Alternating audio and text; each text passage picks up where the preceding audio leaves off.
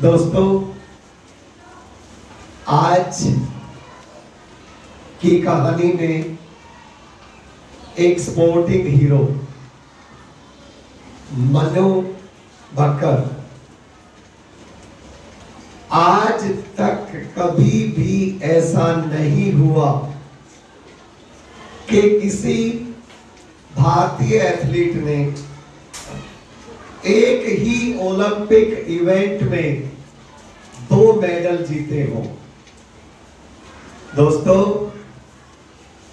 मनु बकर की कहानी हम में से प्रत्येक को एक जोश भरने वाली, मोटिवेशन देने वाली और जिंदगी में रिलक्टेंसी के बाद, ठोकर के बाद कैसे संभलना है, ये सिखाती है। इससे पहले 4 साल पहले टोक्यो में जो ओलंपिक हुए थे, हम सबने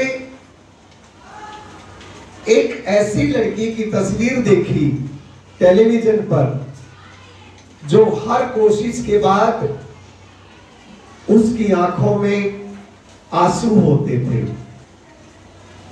कुछ देशवासी यहां तक कहने लगे कि कोशिश अच्छे से की नहीं, नर्वसनेस दिख रही थी, ये लड़की तो बड़ी स्टेज के लिए तैयार ही नहीं है। हम में से कुछ ने जब मनु बकर को 16 साल की उम्र में कॉमनवेल्थ में गोल्ड जीतते हुए देखा था, तो हमने उस लड़की से बहुत बड़ी बड़ी उम्मीदें लगा ली थी। और उसके बाद टोक्यो में इस तरह का परफॉर्मेंस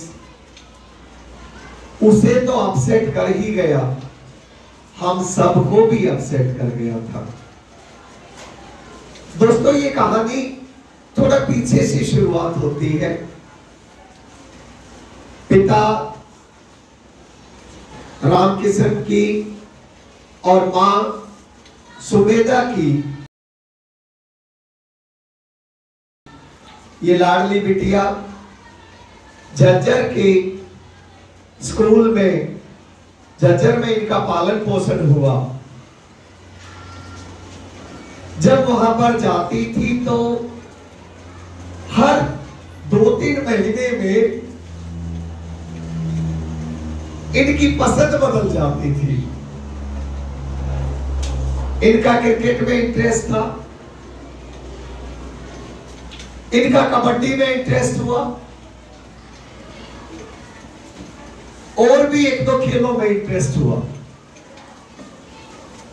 पिता रामकिशन, जो कि मर्चेंट नेवी में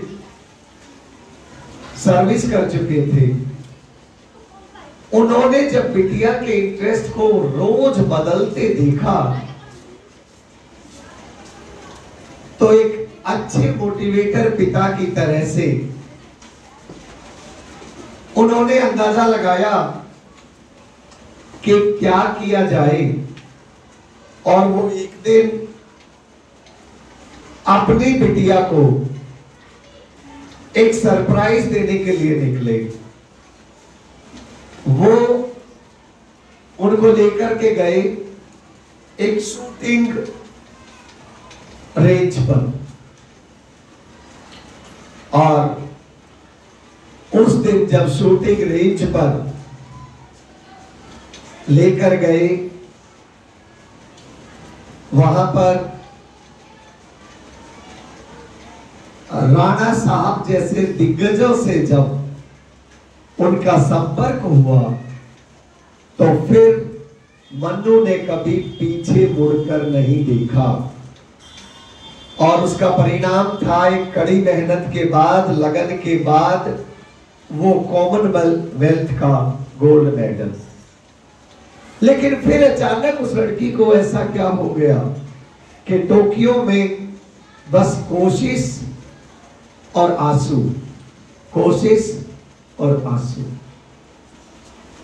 फेलियर किसी भी जिंदगी में आ सकती है, और फेलियर्स, ऐसा लोग कहते हैं, are the stepping stones to success. ऐसा ही मनु के जीवन में भी हुआ। मनु बताती है कि वापस आकर एक डिटर्मिनेशन के साथ प्रैक्टिस शुरू करी, और उन्होंने अपनी जिंदगी में गीता की एक बात हमेशा नर्वसनेस को दूर करने के लिए इंप्लीमेंट कर दी, और वो थी कि परिणाम की चिंता किए बिना बस काम करना है। अपने दिल को ये तसल्ली हो जाए कि मैंने आई ट्राइड माई बेस्ट, और परिणाम तो ऊपर वाले के हाथ में है।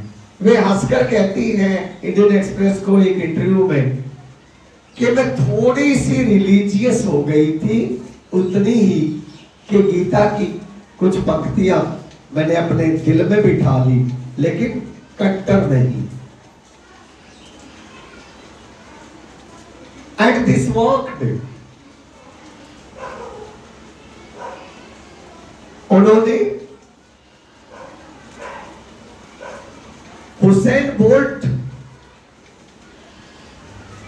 की जीवनी पढ़ी, और वे कहती हैं कि हालांकि दोनों एथलेटिक्स बिल्कुल अलग है। आप अंदाजा लगाइए कि एक शूटर को बिल्कुल स्टिल खड़े होना होता है, और एक रेसर को हमेशा मूव करना होता है। और यहां एक शूटर एक रेसर की जिंदगी से सीख रहा है। वे कहती है बस एक ही तो अंतर है कि मुझे हमेशा स्टिल रहना है और उनको हमेशा मूव करना है, लेकिन बाकी तो जितने चैलेंजेस हैं वो दोनों की जिंदगी में एक जैसे हैं। एक एथलीट के फील्ड पर जो महसूस करता है वो चैलेंजेस तो सेम है। आपको हैरानी होगी कि इवेंट से पहले उन्होंने कह दिया था टोक्यो में पीछे छोड़ चुकी हूं और पेरिस में मेरे देशवासी कुछ नया देखेंगे। आज तक किसी ने भी पहले इतना बड़ा चैलेंज नहीं किया, और ये बोल रही थी मनु के अंदर की आवाज जो उनके आत्मविश्वास से आई, वो बदली हुई मनु। नर्वसनेस को भगाने के लिए सबसे बढ़िया तरीका, she has learnt from the Bhagavad Gita to be calm, to be composed, और रिजल्ट है 72 घंटे में 2 मेडल। और सरप्राइज मत होना अगर 2 अगस्त को तीसरा भी आ जाए तो।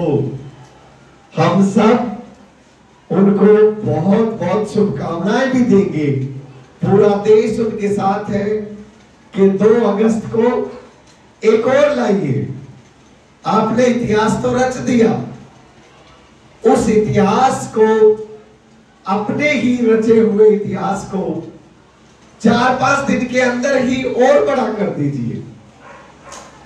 मुझे पूरी उम्मीद है कि जो विद्यार्थी टेस्टों में बार बार कम अंक लाने के बाद भी परेशान हो जाते हैं, वे मनु से आज ये सीखेंगे कि किस तरह से अपना परसिस्टेंसी के साथ, if you are consistent with persistency, तो आप बढ़ा सकते हैं अपना एंड्योरेंस, और बार बार उस बात को याद करके कि रिजल्ट पे हमारा कंट्रोल नहीं है लेकिन प्रैक्टिस पे है। हम हर फील्ड में एक नए तरह के मनु बकर बन सकते हैं। बहुत बहुत धन्यवाद। मेरे साथ मिलकर एक बार मनु के लिए जोरदार तालियां बजाइए।